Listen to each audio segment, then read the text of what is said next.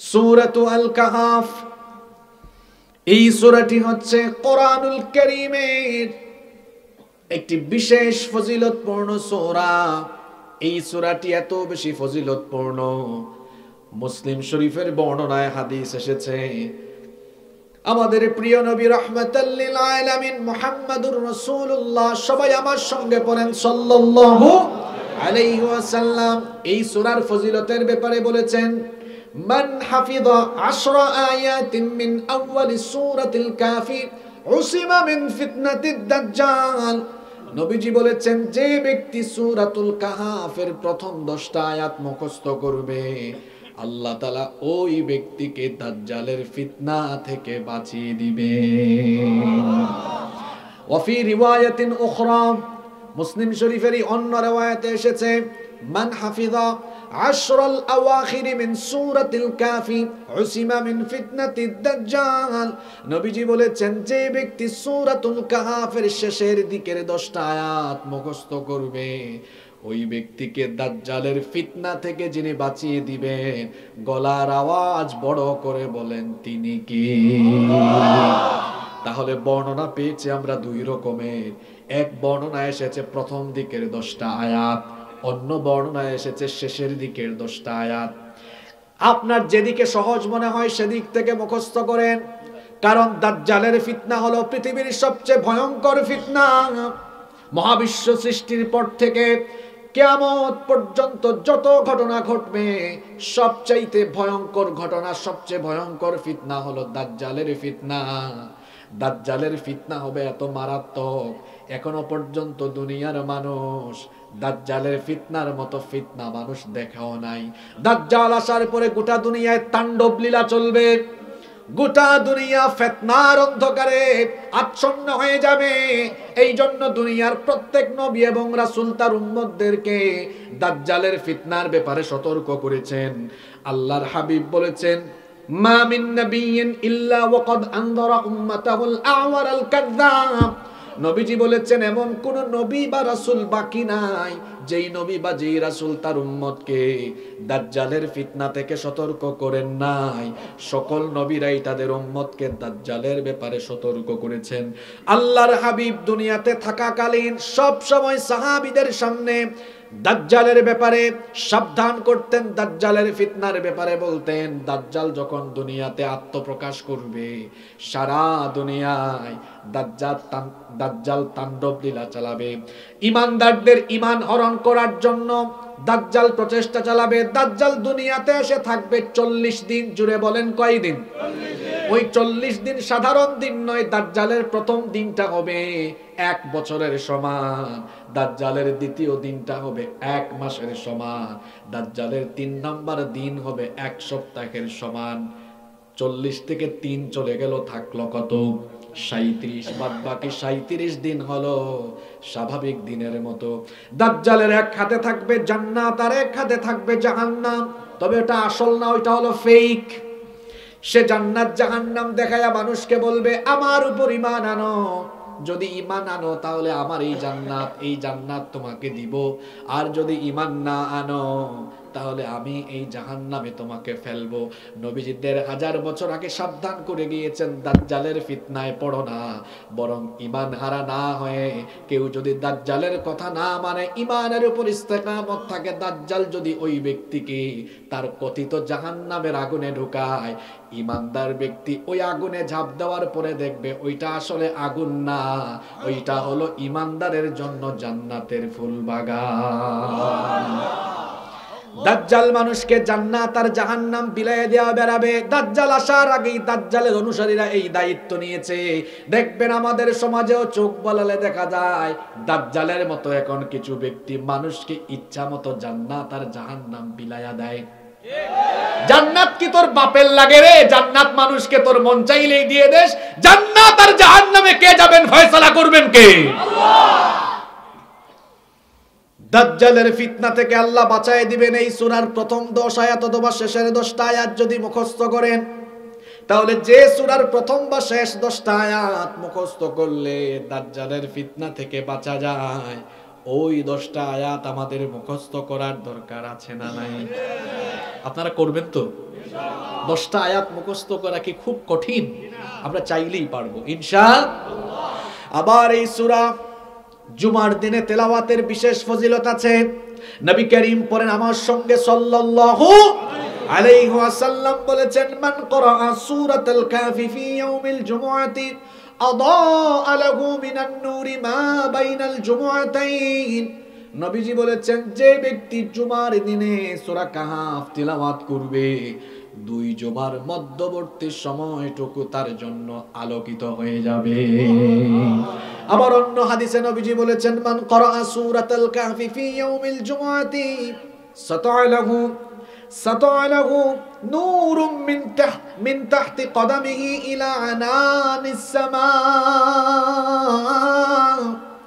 নবীজি বলেছেন, যে ব্যক্তি জুমার দিনে সূরা কাহফ তিলাওয়াত করবে, আল্লাহ তাআলা তার পায়ের নিচ থেকে আকাশ পর্যন্ত এই সমপরিমাণ, এই পরিমাণ জায়গাটুকু, মধ্যবর্তী জায়গাটুকু আল্লাহ নূর দিয়ে ফিল আপ করে দিবেন।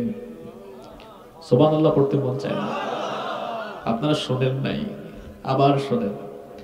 যে ব্যক্তি জুমার দিনে সূরা কাহফ পড়বে, নবীজি বলেছেন, সাতা'a লাহু নূরুন মিন তাহতি কদামিহি ইলা আনানিস সামা। জুমার দিনে সূরা কাহফ পড়ার কারণে আল্লাহ ওই ব্যক্তির পায়ের তলা থেকে আকাশ পর্যন্ত মাঝখানের মধ্যবর্তী জায়গাটা আল্লাহ নূর দিয়ে ফিল আপ করে দিবেন। ইউদিউ বিহি ইয়াউমাল কিয়ামা। সূরা কাহফ তেলাওয়াত করার কারণে এই সূরা কিয়ামতের দিন আপনার জন্য নূর হয়ে যাবে। এই নূর দিয়ে কিয়ামতের দিন আপনি পুলসিরাত পর্যন্ত পার হয়ে যেতে পারবেন। সুবহানাল্লাহ। শুধু তাই নয়, হাদিসের শেষাংশে নবীজি বলেছেন, গুফিরা লাহু মা বাইনাল জুমআতাইন। জুমার দিনে যে ব্যক্তি সূরা কাহফ পড়বে, 2 জুমার মধ্যবর্তী সকল সগীরা গুনাহগুলো আল্লাহ মাফ করে দিবে। আবার অন্য হাদিসে এসেছে, হাদিস বর্ণনাকারী সাহাবী হচ্ছেন আসাদুল্লাহিল গালিব, শেরে খোদা সাইয়েদনা আলী রাদিয়াল্লাহু আন কাররামাল্লাহু ওয়াজহাহু। তিনি বলেছেন, মান ক্বারা সূরাতাল কাফি ফি ইয়াউমিল জুমআতি ফাহুয়া মাসুমুন ইলা 8 আইয়ামিন মিন কুল্লি ফিতনাতিন তাকুন। নবীজি বলেছেন, যে ব্যক্তি জুমার দিনে সূরা কাহফ তিলাওয়াত করবে, আল্লাহ তাআলা ওই ব্যক্তিকে পরবর্তী 8 দিন সকল ফিতনা থেকে নিরাপত্তা দিয়ে দিবে।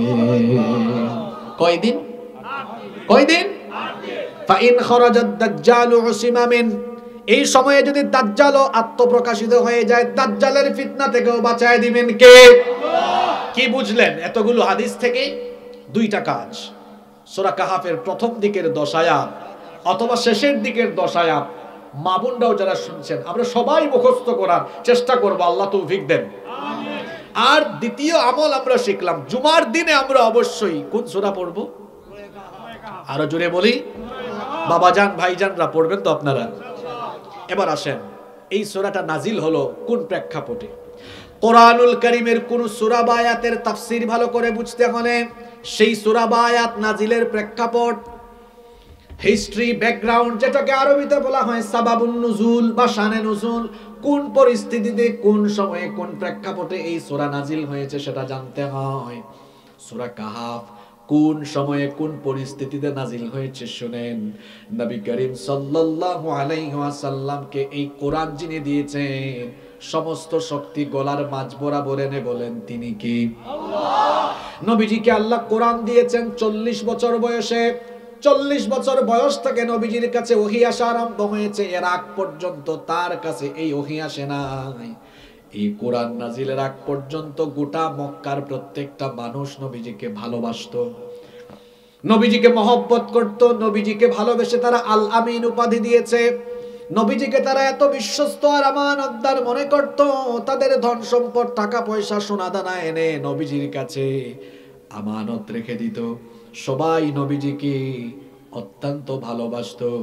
কিন্তু যেদিন কোরআন নাজিল হলো, সেই দিন থেকে দৃশ্যপট বদলে গেল, পরিস্থিতি পাল্টে গেল। যেই মানুষটা তাদের কাছে ছিলেন আল আমিন, যিনি সবার কাছে ছিলেন ভালোবাসার পাত্র, কোরআন নাজিলের পরে কোরআনের দাওয়াতের কারণে সেই লোকেরাই এবার আল আমিন বলার বিপরীতে নবীজিকে পাগল বলে, মিথ্যাবাদী বলে, জাদুকর বলে, গণক বলে উল্টাপাল্টা গালিগালাজ করে। নবীজিকে উল্টাপাল্টা গালিগালাজের কারণ হলো তিনি মানুষকে কোরআন শোনান। জোরে বলেন কি শোনান? কোরআন শোনানোর কারণে, মানুষকে কোরআনের পথে ডাকার কারণে নবীরাই পাগল গালি শুনেছেন, আরো আজে বাজে গালি শুনেছেন। কোরআন নাজিলের ১৫০০ বছর পরে নবীগণের ওয়ারিস আলেম উলামারা যখন মানুষকে কোরআনের পথে আহ্বান করে, কোরআনের রাজ কায়েমের জন্য কথা বলেন, সেই কাফির মুশরিকদের উত্তরসূরিরা নবীদের উত্তরসূরি আলেম উলামাদেরকে আজও উল্টা পাল্টা গালিগালাজ, পারলে মৌলবাদী জঙ্গিবাদী বলে গালিগালাজ করে।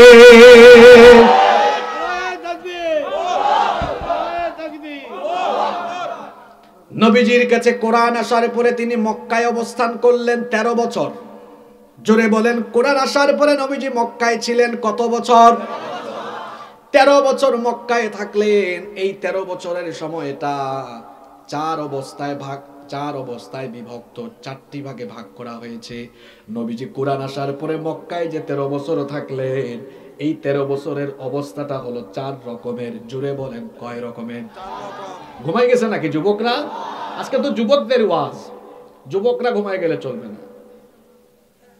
কোরআন আসার পরে নবীজি মক্কায় থাকলেন ১৩ বছর। এই ১৩ বছরে অবস্থা ছিল কয় রকমের? ৩, ২, ৫, ৩। বলবেন হুজুর এগুলা কি? এটা একটা অনুপাত, বছরের অনুপাত, এটা মুখস্থ করেন। টেকনিক হলো প্রথমেও ৩, শেষেও ৩। ৩, ৩, প্রথমেও ৩, পরেও, মাঝখানে যেগুলা বাকি আছে ৩-এর পরে ২ আর ৫, ৩, ২, ৫, ৩, ৩, ২, ৫। এখন আসেন এগুলো কি? কোরআন আসার পরে নবীজি প্রথম ৩ বছর দাওয়াত দিয়েছেন, গোপন দাওয়াত, ব্যক্তি বিশেষে দাওয়াত দিয়েছেন।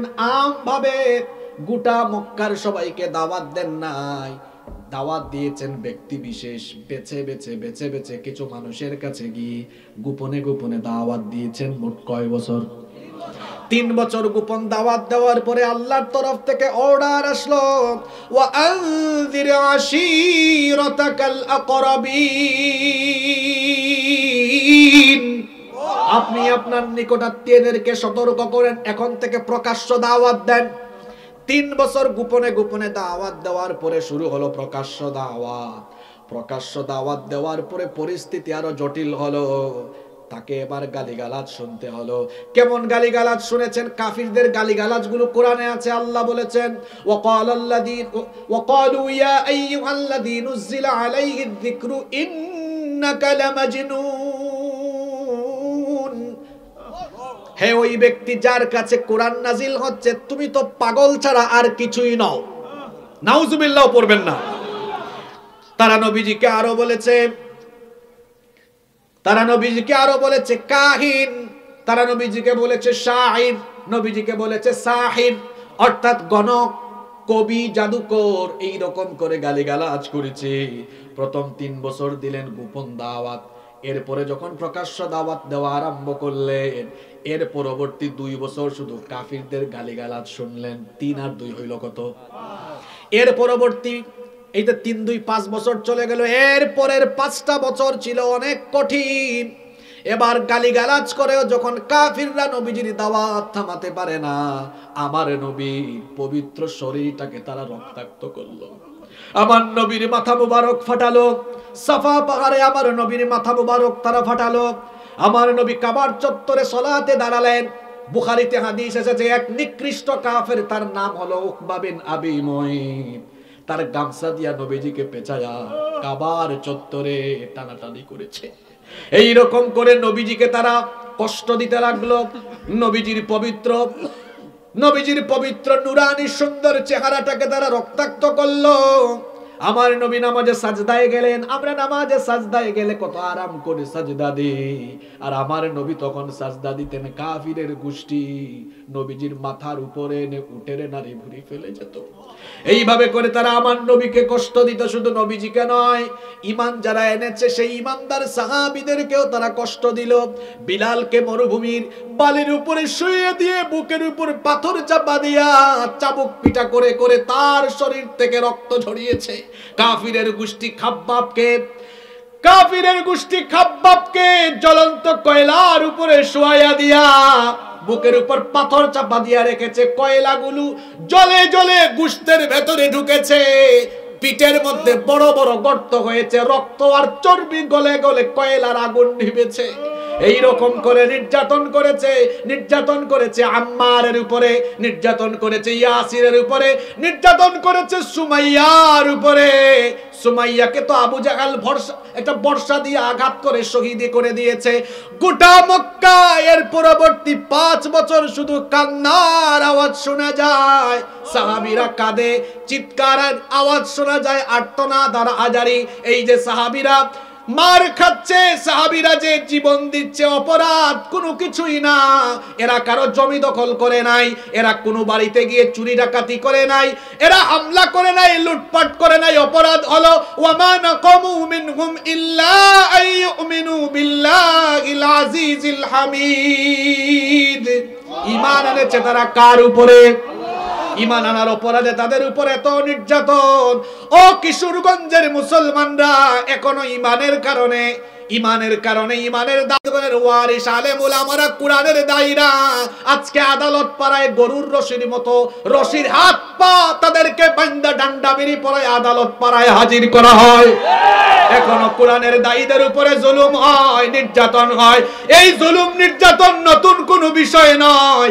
যেই যুগে কোরআন নাজিল হয়েছে সেই যুগেও জুলুম নির্যাতন করে কোরআনের দাওয়াত থামানো যায় না। সুতরাং আজকেও এই যুগেও কোরআনের দায়ীদের উপরে অত্যাচার চালিয়ে কোরআনের দাওয়াতকে কেউ থামায় দিতে পারবে না।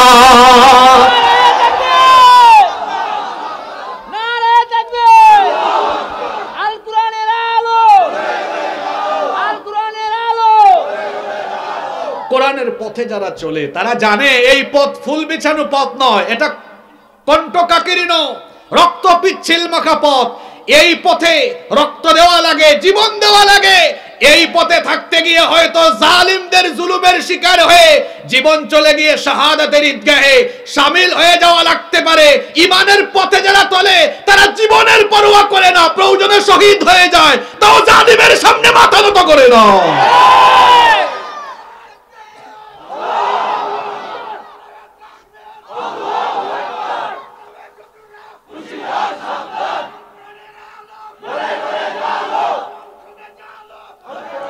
আল্লাহ এমন ঈমান আমাদেরকে দান করেন, বলেন আমিন।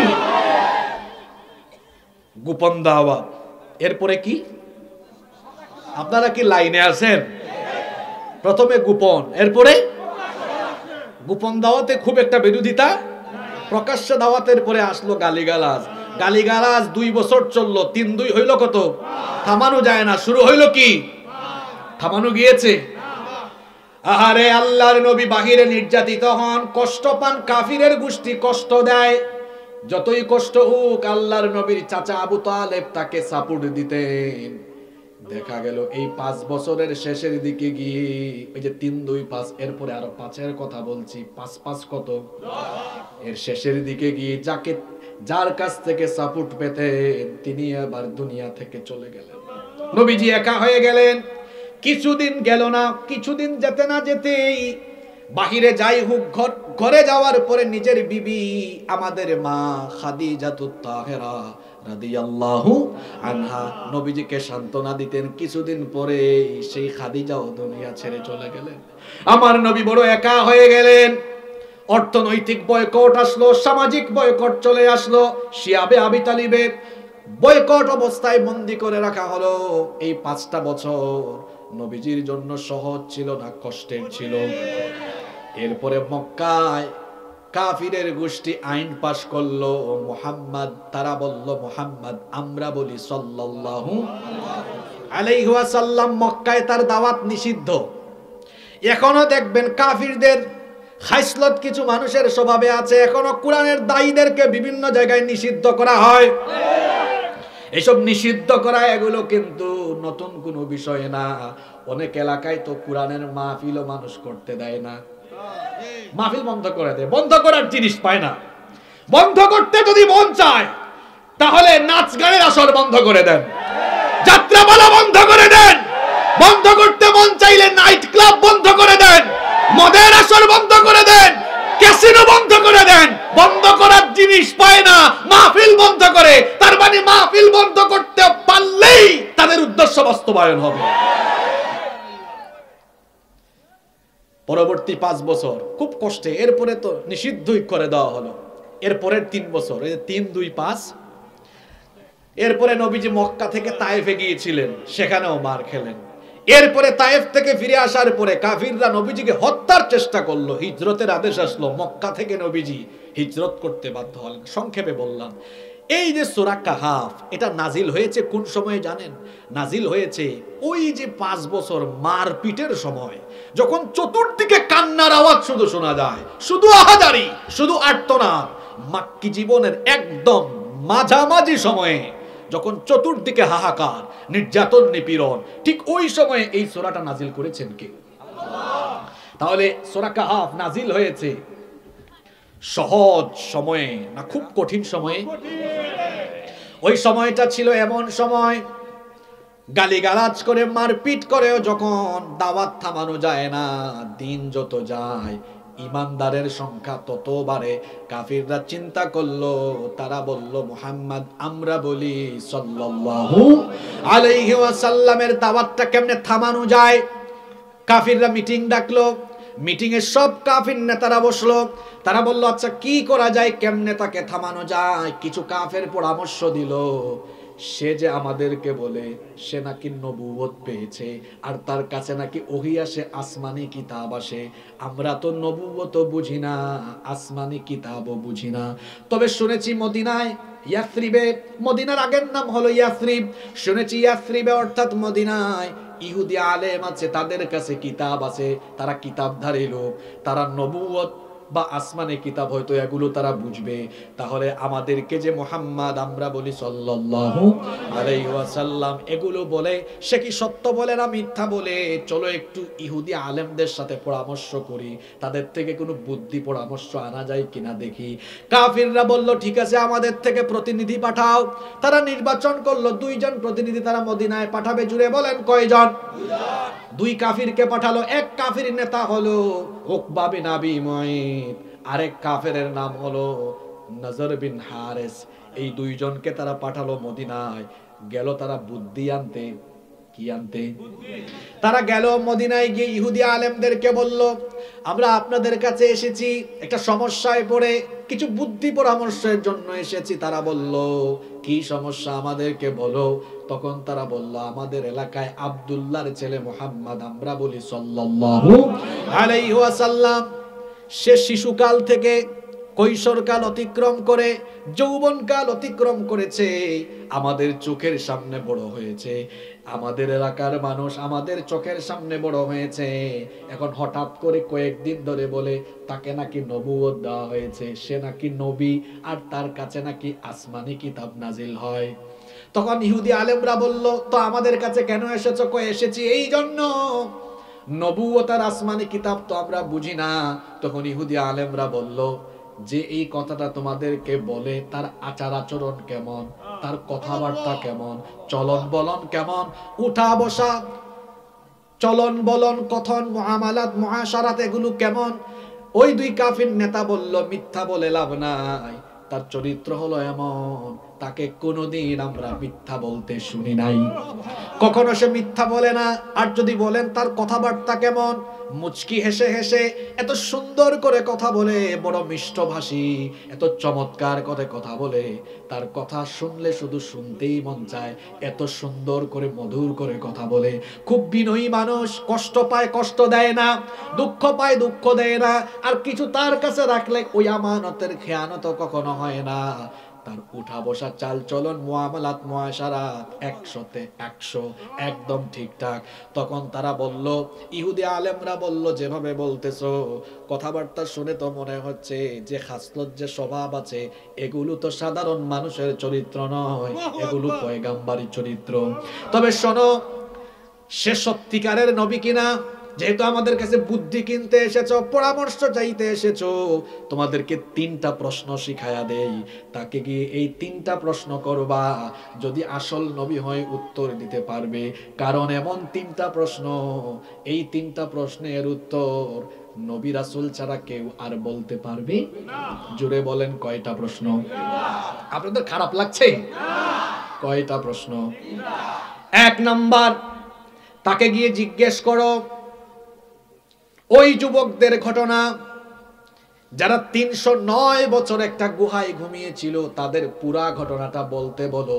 কেন তারা গুহায় ঘুমিয়েছিল, কেন ওখানে গেল, কোথা থেকে গেল, কোন কারণে গেল, যাওয়ার পরে কত বছর ঘুমালো, তারপরে কি হলো, সেই ঘটনাটা তাকে জিজ্ঞেস করো।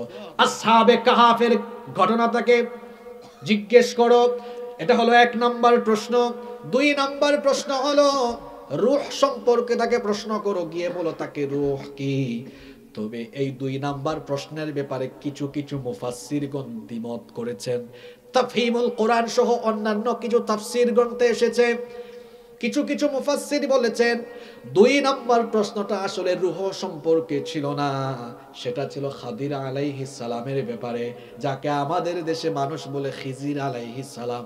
ওনার আসল নাম হলো খাদির, খা জবর খ, দদ জের দি, র জবর খাদির ওনার নাম।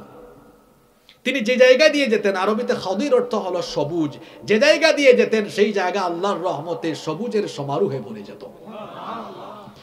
যাও তাকে গিয়ে 2 নাম্বার প্রশ্ন করো, খাদির আলাইহিস সালামের সাথে মুসা নবীর ঘটে যাওয়া তাৎপর্যপূর্ণ ঘটনাটা শোনাতে বলো।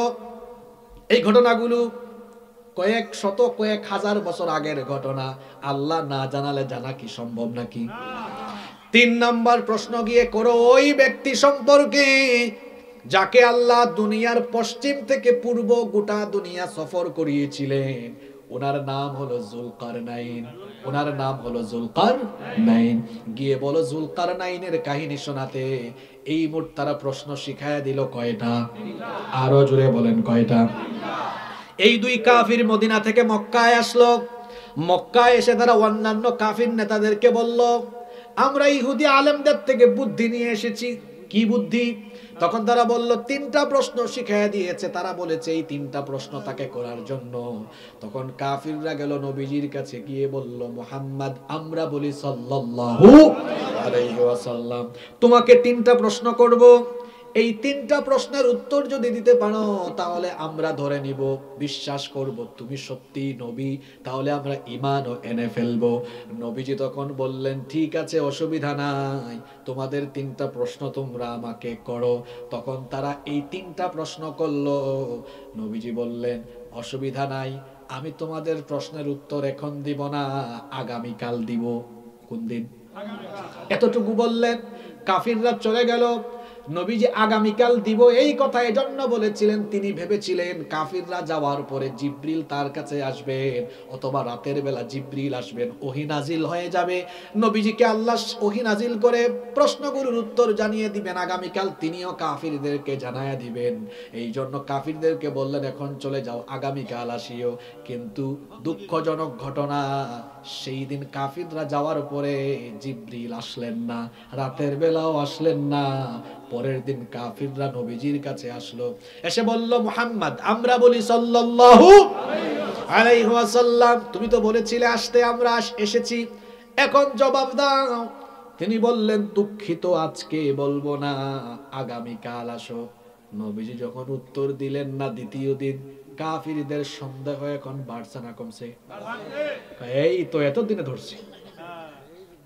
তারা বলল, ঠিক আছে, তুমি আরেকদিন সময় চেয়েছো, আমরা চলে যাচ্ছি, আগামীকাল আবার আসবো। নবীজি ভেবেছিলেন হয়তো আজকেই আল্লাহ আমাকে জানাই দিবেন, ওহী চলে আসবে, কিন্তু না, সেই দিনও ওহী আসলো না। তৃতীয় দিন কাফিররা আবার আসলো, বলল, বলো আজকে আমরা এসেছি, আজকে 3 নাম্বার দিন। নবীজি বললেন, দুঃখিত, আজকে উত্তর দিব না, আগামীকাল দিব। কাফিরদের সন্দেহ এবার আগের থেকে আরেকটু বাড়ছে না কমছে? আর নবীজির পেরেশানি এখন বাড়ছে না কমছে? কাফিরদের সন্দেহ বেড়েছে আর নবীজির পেরেশানি।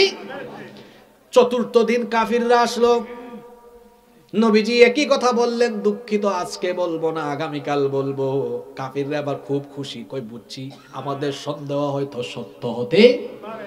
এই রকম করে যেতে যেতে 4 দিন 5 দিন 6 দিন 7 দিন যায়, নবীজি বারবার বলেন আগামীকাল আসো। কাফিরদের সন্দেহ এবার তীব্র থেকে তীব্রতর হলো, আর নবীজির পেরেশানির মাত্রা অনেক বেশি বেড়ে গেল।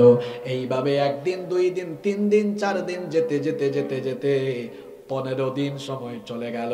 জুড়ে বলেন কতদিন? 14তম দিনে কাফিররা নবীজির কাছে আসলো, এসে বলল, আমাদের সন্দেহ কিন্তু এতদিনে বাস্তব হচ্ছে। তুমি যে এতদিন আমাদের সাথে যা করেছো, ভণ্ডামি করেছো, আমরা বুঝে ফেলেছি। নাউজুবিল্লাহ। নবীজিকে নিয়ে যখন কাফিরের গোষ্ঠী গোটা মক্কায় সমালোচনা করছে, আমার নবীর তখন পেরেশানি অতি মাত্রায় বেড়েছে না কমেছে? 15 নম্বর দিনে কাফিররা যখন আসলো, 15 নম্বর দিনে নবীজি বললেন, তোমাদের প্রশ্নের উত্তর আজকে আমি দিব। সুবহানাল্লাহ। 15 দিন যাওয়ার পরে আল্লাহ তাআলা কাফিরদের 3টা প্রশ্নের উত্তর দিয়ে পূর্ণাঙ্গ একটা সূরা নাজিল করলেন। আর 15 দিন উত্তর দিতে দেরি হলো কেন? দেরি হওয়ার কারণ আল্লাহ জানায় দিলেন। কি কারণে উত্তর দিতে 13 দিন সময় গেল? কেন আল্লাহ সাথে সাথে, কি কারণে উত্তর দিতে 15 দিন গেল? কেন আল্লাহ 15 দিন পরে জবাব দিলেন? সাথে সাথে কেন জবাব দিলেন না? প্রশ্নগুলোর উত্তর দিয়ে দেরি হওয়ার কারণ আল্লাহ বললেন, ওয়ালা তাকুলান্না লিশাইইন ইন্নী ফাইলুন যালিকা গাদান ইল্লা আইয়াশা আল্লাহ। আল্লাহ বললেন, ইনশাআল্লাহ বলা ছাড়া আগামীকাল বলবো এমনটা আপনি কখনো বলবেন না। আগামীকাল আপনি কেমনে বলবেন? আমি যদি আপনাকে না বলাই, আগামীকাল আপনি কেমনে উত্তর দিবেন আমি যদি আপনাকে না জানাই? এজন্য নবী আপনার বলা উচিত ছিল, ইনশাআল্লাহ আগামীকাল আমি তোমাদেরকে উত্তর দিব। ইনশাআল্লাহ শব্দটা বাংলা না আরবি? এর অর্থ কি? অর্থ হলো, ইন মানে যদি, শাআ মানে চান, আল্লাহ মানে আল্লাহ। ইনশাআল্লাহ যদি আল্লাহ চান। আমি আপনাদের কিশোরগঞ্জে আজকে এসেছি, আমি আমার বাসায় যেতে পারবো কিনা আমি জানি না। এই জন্য আমি বলবো না আমি বাসায় যাব, আমি বলবো ইনশাআল্লাহ আমি বাসায় যাব।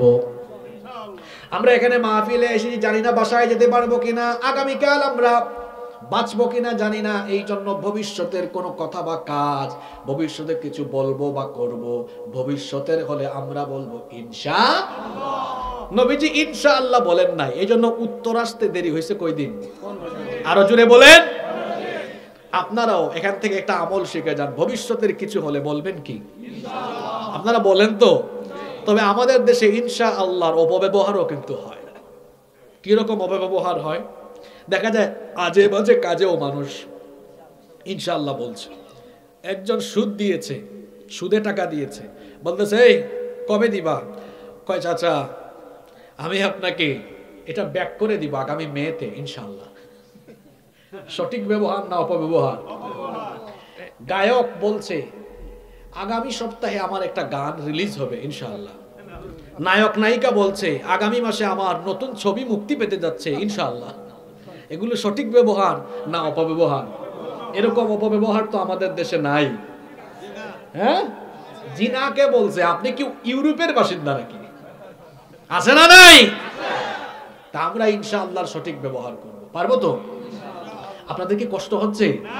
20-22 মিনিট থাকা যাবে তো ইনশাআল্লাহ? তাহলে এতক্ষণ শোনালাম সূরাটা নাজিল হয়েছে কোন পরিস্থিতিতে, কেন। এবার আসেন, এই সূরার ভেতরে কয়টা প্রশ্নের উত্তর আছে? 3টা উত্তর। 3টা লম্বা ঘটনা, বলা সম্ভব হবে না। একটাই বলবো, যে নামে সূরা আছে কাহাফ, আসহাবে কাহাফ, যেটা তারা প্রথম প্রশ্নে জানতে চেয়েছিল, গিয়ে বলো আসহাবে কাহাফের ঘটনা বলতে। আপনাদের প্রশ্ন হতে পারে, হুজুর আজকে এই ঘটনা আপনি এখানে শোনাচ্ছেন কেন? শোনাচ্ছি কেন একটু পরেই বুঝবেন। আসহাবে কাহাফ, এই ঘটনার ভেতরে আমাদের সবার জন্য, বাবাদের জন্য, যুবকদের জন্য এক বিরাট শিক্ষা রয়েছে। আমরা মন দিয়ে শুনতে পারবো তো? আল্লাহ তাআলা এই সূরার আয়াত সংখ্যা হলো 110। আল্লাহ তাআলা এই সূরার 9 থেকে 26 নম্বর আয়াত, 9 থেকে 26 নম্বর আয়াত পর্যন্ত প্রথম প্রশ্নের উত্তর দিলেন। আসহাবে কাহাফের কাহিনীটা আল্লাহ শোনালেন।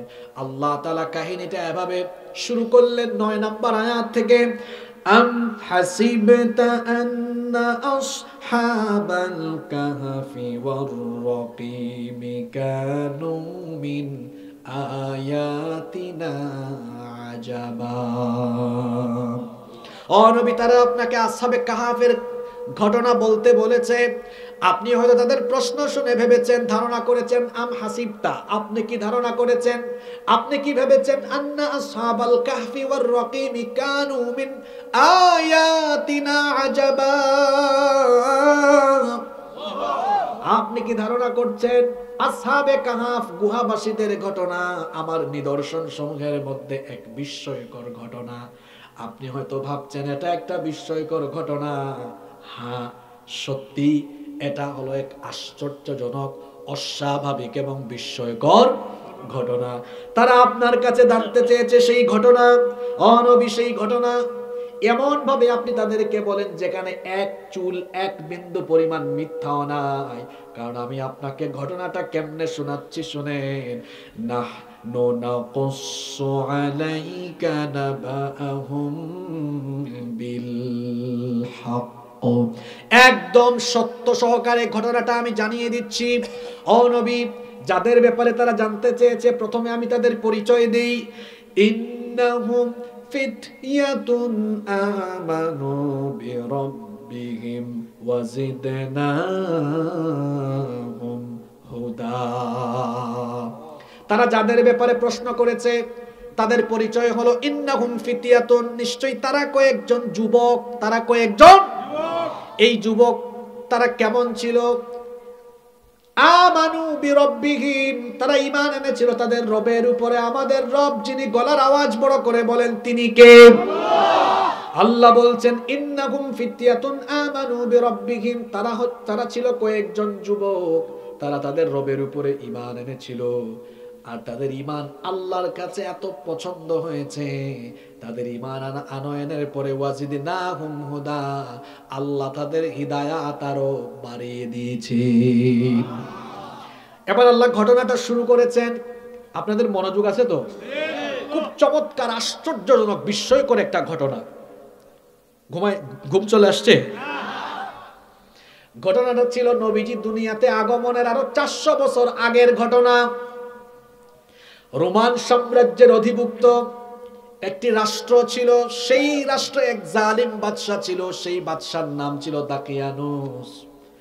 ওই দাকিয়ানুস বাদশা তার রাষ্ট্রে বাধ্যতামূলক শিরকের প্রচলন করেছিল। তার দেশের জনগণকে সে শিরক করতে বাধ্য করত। দাকিয়ানুসের মতো এমন জালিম মুশরিক বাদশা, এমন শাসক এখনো দুনিয়ায় আছে যারা তাদের দেশের জনগণকে শিরক করতে বাধ্য করে। দাকিয়ানুস তার রাষ্ট্রের সকল জনগণকে শিরক করতে বাধ্য করত। সেই রাষ্ট্রের সকল জনগণকে মূর্তি পূজা এবং পৌত্তলিকতা করতেই হতো। না করলে জালিম বাদশা তাকে ধরে শাস্তি দিত, কাউকে কাউকে মৃত্যুদণ্ড দিয়ে দিত। সেই বাদশার রাষ্ট্রে বছরে একদিন উৎসব হতো, মেলা হতো। সেই উৎসবে, সেই মেলায় শিশু, কিশোর, তরুণ, যুবক, আবাল, বৃদ্ধ, বনিতা, সকল নারী পুরুষ হাজির হতো। অনুষ্ঠানস্থলে সবাই হাজির হয়েছে। তাফসীর ইবনে কাসীরের ভেতরে এই ঘটনাটা বড় চমৎকার করে তুলে দেওয়া হয়েছে। ওই অনুষ্ঠানস্থল থেকে হঠাৎ করে একজন যুবক উঠে গেল। উঠে গিয়ে অনুষ্ঠানস্থল থেকে অদূরে একটা গাছের ছায়ার নিচে সে বসে রইল। কিছুক্ষণ পরে সেই অনুষ্ঠানস্থল থেকে আরেকজন উঠল। আরেকজন উঠে সেও অনুষ্ঠান স্থল থেকে বের হয়ে দেখলো ও দূরে একটা গাছের নিচে এক যুবক বসে আছে, আমিও ওখানে যাই। এখন হইল কয়জন? কিছুক্ষণ পরে আরেকজন উঠলো, সেও উঠে ওইখানে গেল, হইল কয়জন? এই রকম করে উঠতে উঠতে মোট 7 জন যুবক উঠলো। জোরে বলেন কয়জন? ওই 7 জন যুবক একটা গাছের ছায়ার নিচে বসে আছে। গোটা দেশের মানুষ ওখানে পুত্তলিকতায় শিরকে লিপ্ত। আর এইদিকে 7 জন যুবক তারা গাছের ছায়ার নিচে বসে আছে চুপচাপ, কেউ কারো সাথে কথা বলে না। এখন কথা না বলে তো বেশিক্ষণ থাকাও যায় না। যেই যুবক প্রথম এসেছিল সে ওই 6 জনকে বলে, কি ব্যাপার, সারা দেশের মানুষ ওখানে, আপনারা এখানে আসলেন কেন? পরিচয় কি আপনাদের? কেন এখানে আসছেন? এরা বলে, আপনি তো সবার আগে আসছেন, আপনি বলেন আপনি কেন আসছেন? তখন সে বলল, আসলে ভাই আমি এসেছি এই কারণে, এই যে আমার গোটা জাতির লোকেরা নিজেদের হাত দিয়ে তারা এমন একটা জিনিস বানালো, তাহলে তারা যেটাকে বানালো ওইটার স্রষ্টা হইল তারা। এখন স্রষ্টা হইয়া তারা নিজেরাই সৃষ্টির পূজা করে। আমার বিবেক বাধা দিয়েছে, আমার কাছে মনে হয়েছে আমি নিজের হাতে একটা জিনিস বানাইলাম, ওটার পূজা আমি করলাম, এটা আসলে ঠিক নয়। আর আমি যেটা বানালাম ওটা কি করে আমার রব হয়? বরং ওইটার খালিক তো আমি, ওইটাকে আমি বানিয়েছি। আমার জাতির লোকেরা মূর্খ, অজ্ঞ, এরা বুঝে না, আমার বিবেক বাধা দিয়েছে, এই জন্য আমি চলে এসেছি। ওই 6 জন বলল, আমরাও তো ঠিক একই কারণে চলে এসেছি, আমাদের বিবেকও বাধা দিয়েছে। এবার 7 জনের মধ্যে একটা মিল আছে না নাই?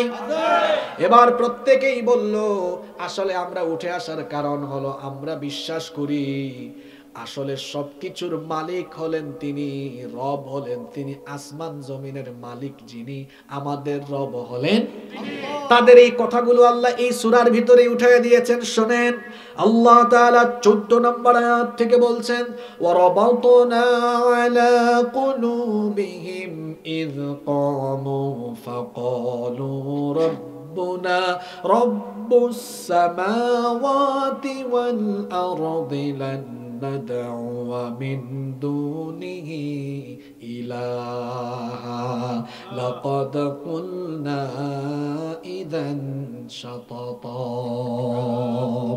আল্লাহ বলছেন, ওয়ারাবাতনা আলা কুলুবিহিম, আমি তাদের অন্তরের মধ্যে ঈমানকে বদ্ধমূল করে দিয়েছিলাম। ইয ক্বামু, যখন তারা সেখান থেকে উঠে এসেছিল, অর্থাৎ ওই মেলার স্থান থেকে উঠে এসেছিল, ফাকালু, তখন তারা বলেছিল, রব্বুনা ওয়া রব্বুস সামাওয়াতি ওয়াল আরদ, এই মূর্তিগুলো আমাদের রব নয়, বরং আসমান সমূহ আর জমিনের মালিক যিনি, আমাদের রব হলেন তিনি।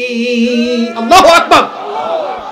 লান নাদউ মিন দুনিহি ইলাহা, সেই রব ছাড়া আমরা অন্য কাউকে আমাদের উপাস্য বানাবো না, অন্য কাউকে আমাদের রব হিসাবে ডাকবো না। লাকাদ কুলনা ইদান শাতাতা, যদি আমরা ডাকি তাহলে আমরা এটা অন্যায় করব, গর্হিত কাজ করে ফেলবো। তারা বলছিল, একসাথে হয়ে কথা বলছিল, হাউলাই কওমুন ইত্তাখাযু মিন দুনিহি আলিহা, আমাদের এই সম্প্রদায় তারা আল্লাহকে বাদ দিয়ে এদেরকে রব বানিয়ে ফেলেছে, উপাস্য বানিয়ে ফেলেছে। লাউলা ইয়াতুনা আলাইহিম বিসুলতানিন বাইয়িন, যাদেরকে তার রব বানিয়েছে, পারলে এদের সপক্ষে তারা প্রমাণ নিয়ে আসুক, দলিল নিয়ে আসুক, যুক্তি নিয়ে আসুক। যারা মুশরিক, যারা শিরক করে আর যারা বেদাত করে দিনের ভেতরে নতুন ইবাদতের আমদানি ঘটায়, এদের পক্ষে কোনো দলিল থাকে না, থাকে শুধু একটা যুক্তি, সেটা হলো আমাদের বাপ দাদা করছে, আমার অমুক হুজুর তমুক হুজুর, অমুক বাপ তমুক বাপ, অমুক পীর করছে, আমিও করি। এটাই হলো তাদের যুক্তি। কাফিররাও বলতো, আমাদের পূর্বপুরুষরা এগুলো করেছে, আমরাও এগুলা করি। এটা ছাড়া তাদের কোনো দলিল নাই। 7 জন যুবক বলতেছে এরা যেগুলা করে এদের তো কোনো দলিল নাই, কিন্তু আমাদের দলিল আছে। আমাদের সবচেয়ে বড় দলিল হলো সবকিছু সৃষ্টি করেছেন যিনি, আমাদের রব হলেন আল্লাহ। আপনারা আছেন তো না ঘুমাই গেছেন? কাহিনী এখন শুরু হয়ে গেছে। এই 7 জন যুবক কথা বলতেছে এইরকম। প্রত্যেকটি রাষ্ট্রের গোয়েন্দা বাহিনী আছে না নাই? আছে। গোয়েন্দা বাহিনী সব জায়গায় আছে, এই মাহফিলও আছে, আপনারা দেখেন না তাদেরকে। এরা ভিন্ন পোশাকে ভিন্ন পরিচয়ে যায় সব জায়গায়। তো এই 7 জন যুবক যে এই কথাবার্তাগুলো বলছে, এই জালিম বাদশা দাকিয়ানুসের গোয়েন্দা বাহিনী সব শুনে ফেলেছে। ইন্না লিল্লাহি ওয়া ইন্না ইলাইহি। এই তোরা এখানে কি করস? হ্যাঁ, এই বুঝি অবস্থা, আমাদের বাদশার বিরুদ্ধে, শাসকের বিরুদ্ধে এখানে ষড়যন্ত্র, গ্রেফতার করো সবগুলারে। গ্রেফতার করে নিয়ে গিয়েছে বাদশাহের সামনে। জালিম বাদশা জিজ্ঞেস করলো, কি ব্যাপার? গোয়েন্দা বাহিনী যে রিপোর্ট দিয়েছে সেটা কি সত্যি? তোমরা নাকি ইবাদী হয়ে গিয়েছো? এই 7 যুবক জালিমের সামনে, জালিম বাদশার সামনে দাঁড়িয়েছে। এই যুবকরা, তরুণ ভাইয়েরা, একটু শোনেন, সিচুয়েশনটা ফিল করেন, একটু উপলব্ধি করেন। বাদশার সামনে, প্রেসিডেন্টের সামনে 7 জন যুবককে গ্রেফতার করে আনা হয়েছে। জিজ্ঞেস করছে, তোমরা নাকি আমার নির্বাচনী এলাকায়, আমার রাষ্ট্রে, আমার আইনের বিরুদ্ধে গিয়ে তোমরা নাকি তাওহীদবাদী হয়েছে। কি জটিল পরিস্থিতি। বাদশার অফিসে, একদম হেডকোয়ার্টারে তলব করা হয়েছে। চিন্তা করেন তো, যুবকরা কি করেছে? তখন ভয় পেয়ে গেছে? 7 জন যুবক সাহস করে বলেছে, হ্যাঁ, আমরা আপনার সিদ্ধান্তের বিরুদ্ধে গিয়ে আমরা তাওহীদবাদী হয়েছি। সুবহানাল্লাহ কইতে ইচ্ছে করে না? এখান থেকে শিক্ষা নেন, জালিমের সামনে সত্য কথা বলতে ভয় পাওয়া যাবে না। 7টা ছেলে যুবক মানুষ, আজকে 7 নয়, 700 নয়, 7 লক্ষ নয়, কোটি কোটি যুবক গোটা পৃথিবীতে আছে। এই যুবকগুলো ঘুমিয়ে গেছে। যদি ওই 7 জন যুবকের মতো মুসলিম উম্মার যুবকগুলো দুনিয়ার জালিমদের সামনে মাথা উঁচু করে দাঁড়িয়ে ইসলামের সত্য কথাগুলো, সত্যের পথে মাথা উঁচু করে দাঁড়িয়ে থাকতো, জালিমদের জুলুমের মস্তদে কম্পন সৃষ্টি হয়ে যেত।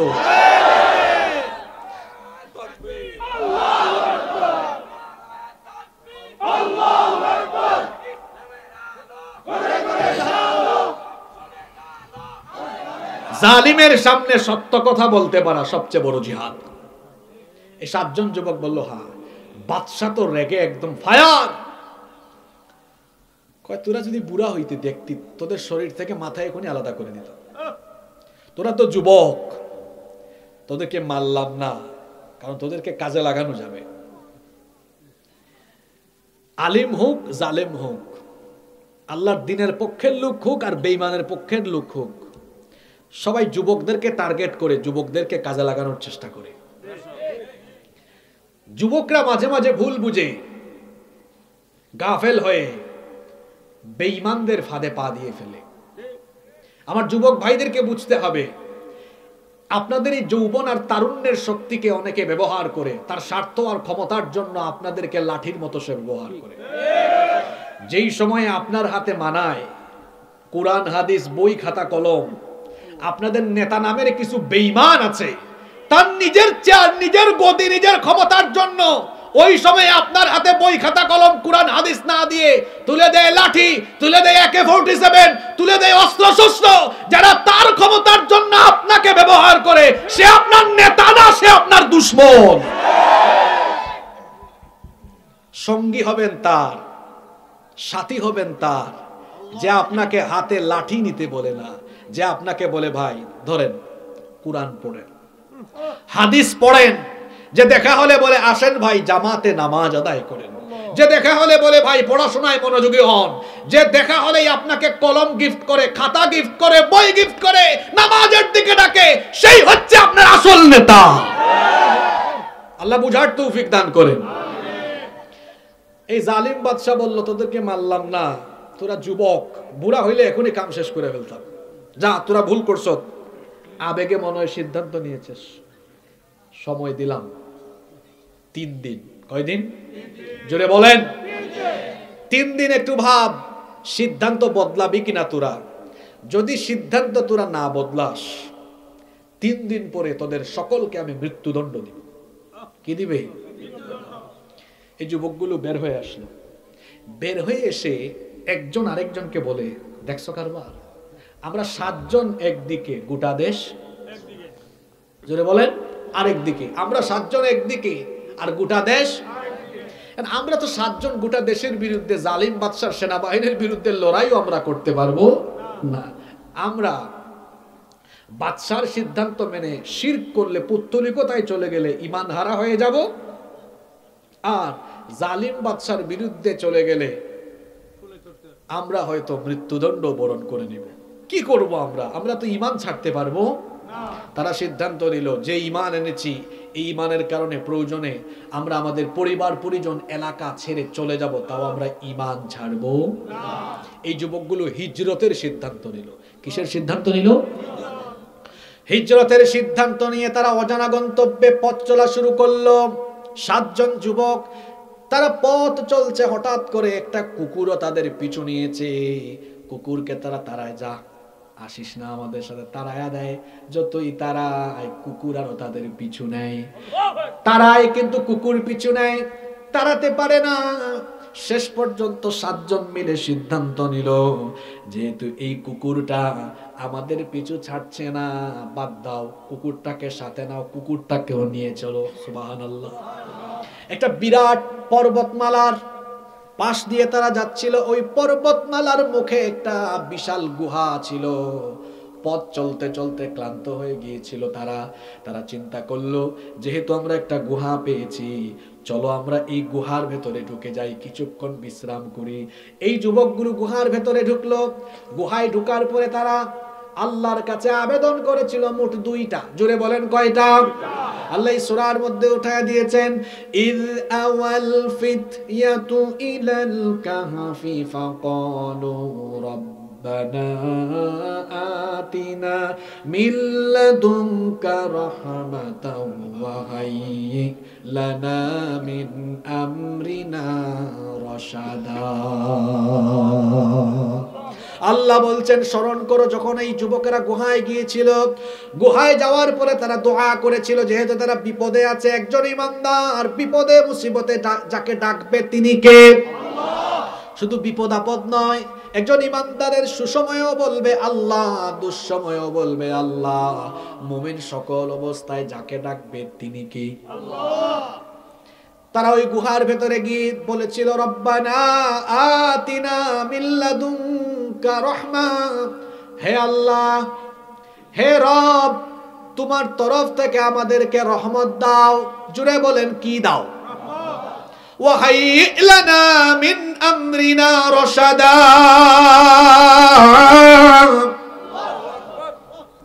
আর আমরা ঈমান আনার কারণে এখন যে মুসিবতে আছি, যে পথে আমরা আছি, আমাদের পথ চলা তুমি সহজ করে দাও। দোয়া করেছে কয়টা? ভালো করে শুনেন। প্রথম দোয়াটা ছিল রব্বানা আতিনা মিন লাদুনকা রাহমা, আল্লাহ তোমার তরফ থেকে রহমত দাও। 2 নম্বর দোয়াটা ছিল হায়্যি লানা মিন আমরিনা রাশাদা, আমাদের কাজ সহজ করে দাও। এই যুবকগুলো যখন আল্লাহর কাছে দোয়া করেছিল, মনে রাখবেন দোয়া এটা খুব পাওয়ারফুল জিনিস। অসম্ভব সম্ভব হয়ে যায় দোয়ার কারণে। আপনার জীবনের যত সমস্যা আছে, আপনি আল্লাহর কাছে চাইবেন। আপনি মানুষের কাছে কিছু চাইলে একবার চাইবেন, দিবে, আরেকবার যাবেন, হয়তো দিবে, পরের বারে গেলে দেখবেন মন খারাপ করবে। কিন্তু আল্লাহর কাছে একবার, 2 বার, 3 বার না। আল্লাহ বলেন, বান্দা আমার কাছে যত বেশি চায়, বান্দার উপর আমি তত বেশি খুশি হয়ে যাই। চেয়েছে যুবকরা বলেছে আল্লাহ রহমত দাও, আল্লাহ দোয়া কবুল করলেন। বলেন, রাখ, তোদেরকে এমন রহমত দিব, তোরা গুহার ভেতরে ঢুকেছিস, আমার রহমত চেয়েছিস, আমি তোদেরকে রহমতের ঘুম পাড়ায় দিব, এমন ঘুম, এই ঘুমের ভিতরে রাইখা তোরা 2 নম্বর দোয়া করেছিস, তোদের কাজ যেন সহজ করে দিই। তোদের কাজ আমি শুধু সহজ করব না, তোদের কাজের দায়িত্ব আমি নিলাম, তোদের কাজটা আমি কইরা দিব। সুবহানাল্লাহ। কি বাড়িতে গিয়া বলবেন? একটু রিপিট করি আবার। আল্লাহ বললেন, তোরা রহমত চেয়েছিস, যা, এমন রহমত দিব, রহমতের ঘুম পাড়ায়া এখানে রাইখা দিব। আর 2 নম্বরে কি বলছিস? তোদের পথ চলা সহজ করতাম, তোদের কাজ আমি দায়িত্ব নিলাম, তোদের কাজটা আমি কইরা দিব। কেমনে আল্লাহ কইরা দিছেন 3-4 মিনিটে বলবো? এই 3-4 মিনিট না ঘুমাইয়া শুনতে পারবেন তো? 1 নম্বর দোয়া, আল্লাহ রহমত দাও, এমন রহমত দিছে। এরা শুইছে, আল্লাহ বলেছেন, এরা শুয়ার পরে ফাদরাবনা আলা আযানিহিম ফিল কাহফি সিনিনা আদাদা, আমি কান বন্ধ করে দিয়ে কয়েক বছরের জন্য ঘুম পাড়িয়ে দিলাম। কি বন্ধ করে? কান বন্ধ করে। আমরা যখন ঘুমাই প্রথমে চক্ষু বন্ধ হয়, শরীর আস্তে আস্তে নিস্তেজ হয়, গভীর ঘুমে গেলে তারপর কান বন্ধ হয়, সবার শেষে কান ঘুমায়। দেখবেন আপনি কাঁচা ঘুম তো বুঝেন আপনারা, ঘুমানোর পরে কয়েক মিনিট পরে ঘরের মধ্যে হঠাৎ হাতের থেকে গ্লাস একটা পড়ছে, বিকট আওয়াজে ঘুম ভাঙে, কারণ আওয়াজটা কোন দিক দিয়ে ঢুকে। আবার দেখবেন ঘুম যখন ভাঙে কানের ঘুম আগে ভাঙে, আগে কান শুনে, ফজরের আজান আগে কানে যায়, তারপর চোখ খুলে। আল্লাহ বলেছেন তোদেরকে এমন রহমত দিলাম যা কান বন্ধ করে একেবারে ফাটাফাটি ঘুম, আরামের ঘুম পাড়ায় দিলাম। সুবহানাল্লাহ পড়বেন না? এখন বলবেন হুজুর এরা চাইছে রহমত, আল্লাহ ঘুম কেন দিয়েছেন? ঘুমের চেয়ে বড় রহমত আর আছে? শোনেন, টাকা পয়সা, সুন্দরী বউ, ক্ষমতা, নারী, বাড়ি, গাড়ি সব আছে, কিন্তু এরপরে দেখবেন কিছু মানুষের ঘুম নাই। ঘুম কিন্তু অনেক বড় নেয়ামত। আমাদের কিশোরগঞ্জের এই শেহরায় খেতে খামারে কাজ করে সারাদিন কাজ করছে বেচারা, আর এশার নামাজের সময় আলু ভর্তা, ডাল ভাত এগুলো খাইয়া শুয়া মাত্রই ঘুমাই গেছে। আর আরেকজন এসি গাড়িতে, এসি বাড়িতে, ক্ষমতাও আছে, সব আছে, রাতে ঘুমায়, একবার এই পাশে যায় একবার ওই পাশে যায়, ঘুম ঘুম। টাকা পয়সা গাড়ি বাড়ি থাকলেই ঘুমানো যায় না। ঘুম কান নেয়ামত। জোরে বলেন কান নেয়ামত। আমি বাস্তব বললাম না অবাস্তব বললাম? আল্লাহ বললেন রহমত চেয়েছিস, যা রহমত দিলাম। ফাদরাবনা আলা আযানিহিম ফিল কাহফি সিনিনা আদাদা, কান বন্ধ করে দিয়া তোদেরকে কয়েক বছরের ঘুম পাড়ায় রাখলাম। 2 নাম্বার চাওয়া কি ছিল? আল্লাহ কাজ সহজ করে দাও, তোরা ঈমানের পথে আছিস, এই পথ চলা সহজ করে দিতাম। যাদের কারণে তোরা এলাকা ছাড়লি, দেশ ছাড়লি, এদেরকে তোরা সাইজ করবি না, আমি সাইজ করব। এরা ঘুমায়া থাকলো, আর আল্লাহ তাআলা তার অসীম কুদরতি পরিকল্পনায় ওই দেশের প্রত্যেকটা মানুষকে আল্লাহ তাআলা পর্যায়ক্রমে তাওহীদবাদী বানিয়ে দিলেন। কেউ আর কাফির? তবে এটা একদিনে হয় নাই, এজন্য আমি বলেছি পর্যায়ক্রমে, ধারাবাহিক ভাবে। একটা লম্বা সময়ে ওই দেশের সব মানুষগুলো কি হয়ে গেছে? তাওহীদবাদী হয়ে গেছে। আমি সংক্ষেপে বলছি যেহেতু লম্বা হয়ে যাবে। এই যুবকরা এখানে যে ঘুমিয়েছে, সূর্যের আলো তাদেরকে টাচ করে নাই। সুবহানাল্লাহ। আল্লাহ এই সূরাই বলেছেন, 9 থেকে 26 নম্বর আয়াত গিয়ে কালকে সুযোগ পাইলে আপনারা বাংলা অনুবাদ পড়ে ফেলবেন, দেখবেন এখানেই আছে, এই সূরার ভিতরেই আছে। আল্লাহ সূর্য যখন উঠাতেন, গুহার মুখ উত্তর দিকে ছিল, সূর্য উঠলে এদের শরীরে সূর্যের আলো লাগতো, ঘুম ভেঙে যেত। এজন্য আল্লাহ বলেছেন এরা তো দোয়া করছে রহমতের দোয়া, তোরা রহমতেই থাক। এই জন্য আমি আল্লাহ সূর্য উঠানোর সময় সূর্যকে ডান কাত করে উঠাতাম, আর ডুবানোর সময় বাম কাত করে উঠাতাম, যাতে তাদের ঘুমে ডিস্টার্ব না হয়।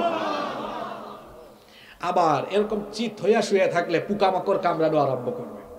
এজন্য ওয়ানুকাল্লিবুহুম ফিল ইয়ামিনি, আল্লাহ তাআলা কোরআনে বলেছেন যে মাঝে মাঝে আমি তাদেরকে ডান কাত, মাঝে মাঝে আমি তাদেরকে বাম কাত। ওয়ানুকাল্লিবুহুম যাতাল ইয়ামিনি ওয়া যাতাশ শিমাল, ডানে বামে কাত করাইতাম, ঘুরায় দিতাম, যাতে করে পোকামাকড়ও তাদেরকে ডিস্টার্ব করতে না পারে। এরা ঘুমায় থাকলো 309 বছর। 300। আমরা একেবারে শেষে চলে আসছি। কথায় আছে শেষ ভালো যার, সব ভালো। এই কথাগুলো শুনতে হবে। কষ্ট হচ্ছে বাবারা, যুবক ভাইরা, কষ্ট হচ্ছে? 309 বছর পরে আল্লাহ তাআলা এদেরকে ঘুম থেকে উঠালেন। জোরে বলেন তো কত বছর? আল্লাহ বলেছেন ওয়ালাবিসু ফি কাহফিহিম 300 সিনিনা ওয়াজদাদু 9। সেখানে 309 বছর তারা ছিল। 309 বছর তারা 309 বছর পরে তারা ঘুম থেকে উঠলো। ঘুম থেকে উঠার পরে একটা আরেকটারে জিগায়, কাম লাবিসতুম, কি রে আমরা কতক্ষণ ঘুমাইছি? কতক্ষণ? এরা গুহায় যখন ঢুকছিল সময়টা ছিল সকালবেলা, আর 309 বছর পরে যখন তারা ঘুম থেকে উঠেছে সেই দিন ঘুম ভাঙছে তাদের বিকালবেলা। কোন বেলা? জোরে বলেন। তো ঘুমের থেকে উঠা একটা আরেকটারে জিগায়, কি রে কতক্ষণ ঘুমাইছিস? তো একজন উত্তর দেয়, লাবিসনা ইয়াওমান আও বা'দা ইয়াওম, মনে হয় আমরা আধা দিন বা একদিন ঘুমাইছি। আধা দিন বা কই তো সকালে আসছিলাম, এখন বিকালে ঘুম থেকে উঠলাম, মনে হয় আধা দিন। আর একজন বলতেছে না রে ভাই, ঘুমটা মনে একটু লম্বা হয়েছে, মনে হয় ফুল ডে, পুরা একদিন ঘুমাইছি এরকম মনে হচ্ছে, তর্কাতর্কি হচ্ছে। তখন তারা বললো ভাই বাদ দাও তো তর্কাতর্কি, আমরা কতদিন ঘুমিয়েছি, তর্কাতর্কি করে লাভ নাই, কতক্ষণ ঘুমাইছি জানেন কে? এত কথা বলে লাভ নাই, ঘুম থেকে উঠলে পেটে কি লাগে? জোরে বলেন কি লাগে? তর্কাতর্কি বাদ দাও, চলো কিছু খাই। তারা এবার 7 জন প্রত্যেকের পকেট থেকে, তখন তার টাকা ছিল না, রৌপ্য মুদ্রা ছিল, রৌপ্য মুদ্রা বের করে একজনকে দিয়েছে, বলল যাও তুমি বাজারে যাও, বাজারে গিয়ে এই মুদ্রাগুলো দিয়ে যাই পাও তা কিনে আনিও না, ফালইয়ানজুর আইয়ুহা আজকা তুআমা, আমরা তো ইমানদার, হালাল খাওয়া পবিত্র খাওয়া খাওয়া লাগবে, পবিত্র খাবার কিনে নিয়ে আসো। এখন একজন বের হয়েছে গুহার থেকে, শুনতেছেন তো আপনারা? গুহা থেকে বের হয়ে কয় কি রে, সবকিছু থেকে অন্যরকম লাগে। আপনাদের চেহারা 2024 সালে যেমন, চাচারা বলেন তো বাবারা, 1995 সালে কি এই এলাকায় এরকম ছিল? মনে হয় রাস্তাঘাটে তখন ছিল না, ছিল 50 বছর আগে আরেক রকম ছিল, 100 বছর আগে, 200 বছর আগে আরো ভিন্ন রকম ছিল। এই যুবক সে তো জানে না, গুহা থেকে বের হয়েছে 300 কত বছর, কই কি রে, গুহায় ঢুকার আগে দেখলাম আমার এলাকা ছিল একরকমের, হয়ে গেছে দেখি তো ভাবছে খুঁজছি, মনে ঘুমের থেকে উঠছি তো এই জন্য কেমন কেমন লাগতেছে। কিন্তু কিছু দূর যায়, ডানে বামে মানুষ দেখে, কই কি রে, মানুষও তো দেখি অপরিচিত। আচ্ছা 309 বছর পরে মানুষ কি ওই পিকনিকে অনেকে আসে না? কই বুঝছি, কিন্তু যায় আর ভাবে কি রে, রাস্তাঘাট বদলে গেল, এলাকা বদলে গেল, মানুষও বদলে গেল, কিছুই বুঝি না। যাইতে যাইতে গেছে দোকানে, যাওয়ার পরে কিছু খাবার দাবার, কবে ভাই এটা দেন ওইটা দেন, কিনছে। কিনার পরে খাবার দাবার কিনে আমরা কি দেই? তার কাছে যে টাকা আছে, এটা কত বছর আগে দিছে? ওই 309 বছর আগের মুদ্রা দিয়ে বেচারা চলে যাচ্ছে। দোকানদার কয় এই মিয়া কই যাও, জিনিস তো নিয়ে গেলা, টাকা দিবা না? কই দিলাম তো। কই দিলাম তো। কয়টা কি দিছো, এদিকে আসো, তুমি তো বহুত বড় জিনিস, তুমি পাইছো কোথায় এটা বলো?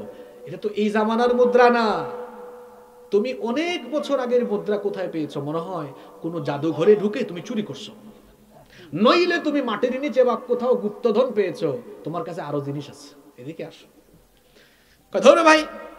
দোকানদার আপনি পাগল হয়েছেন, আমি চুরি করবো কেন, এগুলা আমার টাকা। কয় ফাইজলামি করো না, সত্যি কথা বলো, কোথার থেকে আনছো? কয় কি বলেন, এগুলো তো আমার টাকা। নগর কোতোয়াল অর্থাৎ শহরের প্রধান স্থানীয় কর্তা ব্যক্তিকে ডেকে আনলো দোকানদার। কয় দেখেন তো, বেচারা কিনে টাকা দেয় না, দিয়েছে কত বছর আগের মুদ্রা, বললাম কোথায় পাইছো, এটাও স্বীকার করে না। নগর কোতোয়াল এসে কয় হায় হায়, তো অনেক আগের, এই তুমি এটা কোথায় পেয়েছো, স্বীকার করে না। নগর কোতোয়াল এই খবর দিল বাদশাকে। বাদশা শুনে অবাক, 309 বছর আগের মুদ্রা লোকজন পাইছে কেমনে? বাদশা এবার সরাসরি এসে হাজির। সুবহানাল্লাহ। বাদশা এসে যুবককে বলে, এই সত্যি করে বলো তো, কোনো জাদুঘরে গিয়ে চুরি করেছো নাকি কোথাও কোনো গুপ্তধন তুমি পেয়ে গিয়েছো? কি বলেন আপনি, এটা তো আমার আর আমার সাথীদের টাকা। তোমার আর তোমার সাথী মানে? কয় আছে তো। কোথায় আছে? কয় গুহায় আছে। এবার বাদশা সুদ্ধা নিয়ে গেছে কোথায়? ওই গুহায় যাওয়ার পরে বাদশা 7 জনকে জিজ্ঞেস করছে, বলো কোথায় পেয়েছো? কয় কোথায় পাবো মানে, কিন্তু আমাদের 7 জনের টাকা। কয় আমি কিন্তু বাদশা, বাদশার সাথে বেয়াদবি করে না। তারা বলে আপনি কি এর বাদশা, আমরা বাদশাকে চিনি। এরা তো আর জানে না তারা কোন জামানায় আছে। বাদশার আশেপাশের লোকেরা বলে ফাইজলামি করতে করতে বাদশা নিয়ে ফাইজলামি, বাদশার জন্য। কয় আরে বাদশাকে আমরা ভালো করে চিনি, বাদশার সাথে আমাদের মুলাকাতও হইছে, বাদশার সাথে ঝামেলাও, বাদশাকে আমরা চিনি, এটা ফেক বাদশা। বাদশা তখন বললো, এই তোমরা এগুলো কি বলো, তোমরা যে মুদ্রাগুলো দিয়েছো এটা কোথায় পেয়েছো বলো। কয় দেখেন আপনি কিন্তু ফেক বাদশা, আমরা বাদশাকে চিনি, আমরা বাদশাকে আমাদের বাদশা তো দাকিয়ানুস, তাকে আমরা চিনি। তখন এই বাদশা বুঝছে এটা তো কোনো ঝামেলা আছে। বাদশা তখন অফিসের কর্মচারীদেরকে বলল, যাও তো দাকিয়ানুসের আমলের ফাইলপত্র উল্টাও, দেখো কোনো মামলার ফাইল পাওয়া যায় কি। এখন দাকিয়ানুসের আমলের ফাইলপত্র খুলে একটা ফাইল পাওয়া গেল, 7 যুবকের বিরুদ্ধে মৃত্যুদণ্ডের পরোয়ানা আছে। বাদশা তখন বুঝলো, বলল, এই তোমরা এত বছর আগে তোমাদের বিরুদ্ধে মৃত্যুদণ্ডের পরোয়ানা দেওয়া হয়েছে, তোমরা তো সেই 7 জন, কিন্তু এটা তো বহু আগের ঘটনা, 309 বছর তোমরা কোথায়, তোমরা কোন জায়গায় ছিলে? কয় কি আর 309 দিন, সকালে আসছে, এখন না বিকাল হয়েছে, সকালে আসছি এখন না। কয় সকালে তোমরা আসো নাই, তোমরা কি দেখো না এলাকা বদলে গেছে, মানুষজন নাই, উনি তো আমার অনেক আগের বাদশা, তোমরা 309 বছর কোথায় ছিলে? কয় কি বলেন, আমরা তো ঘুমেছিলাম, মনে হচ্ছে সকালে ঘুমিয়েছি, এখন উঠেছি। আল্লাহু আকবার। এখন আপনাদের প্রশ্ন হলো, হুজুর এই যুবকগুলাকে 309 বছর ঘুম পাড়াইয়া দিয়া আল্লাহ এদেরকে রহমত দিলেন, আল্লাহ এই দেশের মানুষকে সাইজও করলেন, কিন্তু 309 বছর পরে আল্লাহ এদেরকে উঠাইলেন কেন? একটা কারণ আছে না নাই? কারণটা কি 1-1.5 মিনিটে বলবো? কারণ হলো, এই জামানায় যে সময় এদের ঘুম ভাঙানো হয়েছিল, ওই জামানায় ওই সময়ে সব মানুষ তাওহীদবাদী ছিল, কিন্তু মৃত্যু পরবর্তী জীবনে আমরা মারা যাব, মরার পরে আল্লাহ আমাদেরকে জীবিত করে হিসাব নেবেন, আপনাদের কোনো সন্দেহ আছে? কিন্তু ওই জামানার মানুষের সন্দেহ ছিল যে মরার পরে আমাদের লাশ পচে যাবে, গলে যাবে, কেমনে আবার আমাদেরকে জীবিত করে আবার আল্লাহ হিসাব নেবেন, একটু সন্দেহ সন্দেহ লাগে। কিন্তু বাদশা ছিলেন অত্যন্ত পরহেজগার। ওই বাদশা আল্লাহর কাছে দোয়া করেছিলেন, হে রব, আমার দেশের জনগণ মৃত্যু পরবর্তী জীবনকে সন্দেহ করে মরার পরে তুমি যে আবার জীবিত করবে, এ ব্যাপারে আমার দেশের জনগণ সন্দেহ করে, তুমি এমন অলৌকিক কোনো ঘটনা ঘটাও যে ঘটনার মাধ্যমে আমার দেশের পুরা জনগণ সাইজ হয়ে যাবে, সবাই যেন হেদায়াত পেয়ে যায়। বাদশা যখন এই দোয়া করেছিল, আল্লাহ বাদশার দোয়া কবুল করেছিলেন। বাদশার দোয়া কবুল করে আল্লাহ তাআলা একটানা 309 বছর ঘুমিয়ে থাকা যুবকগুলোকে জীবিত করে দিলেন। কেন আল্লাহ জীবিত করলেন? 21 নম্বর আয়াতে বললেন, ওয়াকাযালিকা আ'সারনা আলাইহিম লিয়া'লামু আন্না ওয়া'দাল্লাহি হাক্ক وأن الساعة لا ريب فيها وكذلك أعثرنا عليهم। এইভাবে আমি এদের পরিচয় ওই জাতির সামনে ফাঁস করে দিয়েছিলাম, অর্থাৎ এই যুবকদের পরিচয় আমি ফাঁস করে দিয়েছিলাম, ঘুমের থেকে উঠায়া বাজারে নেওয়ার পরে ধরা খাওয়াইয়া এদের পরিচয় আমি জানিয়ে দিয়েছিলাম, যাতে করে লিয়ালামু, ওই দেশের মানুষ জানতে পারে, আন্না ওয়াদাল্লাহি হাক্কুন, আল্লাহর ওয়াদা সত্য, কিয়ামত হবে এই ওয়াদা করেছেন কে? আল্লাহ। মানুষ যেন জানে আল্লাহর ওয়াদা সত্য, ওয়া আন্নাস সাআতা লা রাইবা ফিহা, কিয়ামত হবে ব্যাপারে কোনো সন্দেহ নাই। মানুষ যেন আমার ওয়াদা যে সত্য হবে এটা যেন বুঝতে পারে। এই জন্য মানুষ তো ঘুমায়, এই যে এখন আপনারা ঘুমাবেন, রাত হলো 11:15, 12টায় ঘুমালে ফজরের আগে উঠলে ঘুমাবেন মাত্র 5 ঘন্টা। স্বাভাবিকভাবে আমরা 2, 3, 4, 5, 6, 7 অথবা কেউ সর্বোচ্চ ঘুমালে হয়তো দিনে রাতে মিলাইয়া 7-8 ঘন্টা ঘুমাতে পারে, এটা স্বাভাবিক ঘটনা। 12-13 ঘন্টাও মানুষ ঘুমায় না, এটাকেও যদি আমি স্বাভাবিক ধরি, 309 বছর একটানা ঘুমানো, এটা কি স্বাভাবিক না অস্বাভাবিক? অস্বাভাবিক, আশ্চর্যজনক এই ঘটনা। 309 বছর পরে আল্লাহ তাআলা ঘুমের থেকে উঠালেন এই জন্য, যাতে মরার পরে আল্লাহ জীবিত করে আবার আল্লাহ বান্দার কাছ থেকে হিসাব চাইবেন, এটা যেন মানুষ তাদের নিজের চোখের সামনে দেখে। এই জন্য আল্লাহ তাআলা তাদের চোখের সামনে দেখালেন, দেখ আজ থেকে 309 বছর আগে ঘুমিয়ে যাওয়া 7 জন যুবককে যদি আমি 309 বছর পরে ঘুমের থেকে উঠায়া তোদের সাথে কথা বলাতে পারি, তো তোদের মতো মানুষ দুনিয়ার সফর শেষ করে যদি চিরজীবনের জন্য ঘুমায়াও যায়, এরপরে আবার ওই ঘুমের থেকে উঠায়া অর্থাৎ মরার পরে আবার তোদেরকে জীবিত করে তোদের কাছ থেকে আল্লাহ আখিরাতে হিসাব নিতে পারবেন কিনা? এই জন্য আল্লাহ এই ঘটনাটা শোনালেন। এই হলো আসহাবে কাহাফের কাহিনী, আসহাবে কাহাফের ঘটনা। এবার আসেন এই লম্বা ঘটনা যে আপনারা শুনলেন, 1 মিনিটে এখান থেকে আমি 4টা ঘটনা বলি। এই 4টা ঘটনাই আমাদের কাজে লাগবে ইনশাআল্লাহ, শিক্ষা হিসাবে কাজে লাগবে। কয়টা ঘটনা? 1 নাম্বার, সরি কয়টা শিক্ষা? 4টা। নাম্বার 1, 1 নাম্বার, ওই যে প্রশ্নের উত্তর আসতে দেরি হয়েছে, জবাব দিতে দেরি হয়েছে কয়দিন? 15 দিন। কি না বলার কারণে? ইনশাআল্লাহ। আপনিও কোনো কিছু বলবেন করবেন, এটা হবে না যদি ইনশাআল্লাহ না বলেন। 1 নাম্বার শিক্ষা নিলাম আজকে আমরা, ভবিষ্যতের কোনো কিছুর জন্য আমরা অবশ্যই বলবো ইনশাআল্লাহ। 2 নাম্বার শিক্ষা হলো শিরকের ব্যাপারে কোনো আপোষ চলবে না। শিরক হচ্ছে সবচেয়ে বড় কবিরা গুনাহ। কবিরা গুনাহের যে লিস্ট আছে, একেবারে সর্বোচ্চ পর্যায়ের কবিরা গুনাহ হলো আল্লাহর সাথে শিরক করা। আল্লাহর সাথে শিরক করতে গিয়ে যদি কেউ বলে তোমাকে মেরে ফেলবো, যেভাবে জালিম বাদশা বলেছে মেরে ফেলবো, আল্লাহর দিনের উপর থাকতে গিয়ে প্রয়োজনে কেউ জীবন দিবে, তাও সে শিরক করে ঈমান হারা হতে পারবে। তাহলে আমরা শিরক মুক্ত ঈমানি জিন্দেগি গঠন করব। এটা হলো আজকের আলোচনার 2 নাম্বার শিক্ষা ইনশাআল্লাহ। 3 নাম্বার শিক্ষা হলো জালিমদের সামনে সত্য কথা আর সত্যের পথে চলতে গিয়ে অন্তরে কোনো ভয় ভীতি রাখা যাবে না। জালিমরা জুলুম করবে, জুলুমের হুমকি দিবে, জেল জুলুম জীবন কেড়ে নেওয়ার হুমকি দিবে, ঈমানদার ভয় পাবে না। ঈমানদার কেবল একজনকে ভয় করে, তিনি কি? আল্লাহ। ওই 7 জন যুবক জালিম বাদশার সামনে ভীত হয় নাই। 3 নাম্বার শিক্ষা আজকের আলোচনা থেকে, আমরাও দুনিয়ার কোন জালিমের সামনে কখনো সত্যের পথে মাথা নোয়াবো না ইনশাআল্লাহ। আজকের আলোচনার 4 নাম্বার এবং সবচেয়ে গুরুত্বপূর্ণ শিক্ষা হলো, পুরা ঘটনাটা আল্লাহ বয়ান করেছেন আখিরাত যে আছে, আখিরাতে যে আল্লাহ হিসাব নিবেন, এটা বোঝানোর জন্য। 4 নাম্বার শিক্ষা হলো, মৃত্যু পরবর্তী জীবনে আমাকে আমার রবের সামনে দাঁড়িয়ে হিসাব দেওয়া লাগবে। এই ভয়টা যদি কারো অন্তরে থাকে, ফজরের নামাজ ছাড়বে না। আখিরাতে আল্লাহ হিসাব নিবেন, এই ভয় থাকলে 5 ওয়াক্তের নামাজ কাজা হবে না। আমার দেশে ওয়াজ মাহফিলে মানুষ বেশি না ফজরের জামাতে মানুষ বেশি? এটা সুলক্ষণ না কুলক্ষণ? আখিরাতের ভয় কারো থাকলে, জবাবদিহিতার ভয় থাকলে নামাজ ছাড়বে না।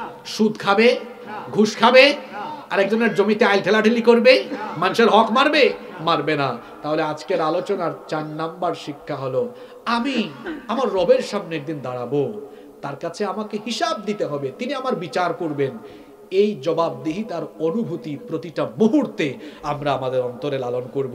এই 4টা শিক্ষা যদি আজকের আলোচনা থেকে নিয়ে আমরা কাজে লাগাতে পারি, আমাদের জীবন বদলে যাবে ইনশাআল্লাহ। এই শিক্ষাগুলো আমাদের বাস্তব জীবনে প্রতিফলিত করার তৌফিক আল্লাহ আমাদের সবাইকে দান করেন, বলি আমিন।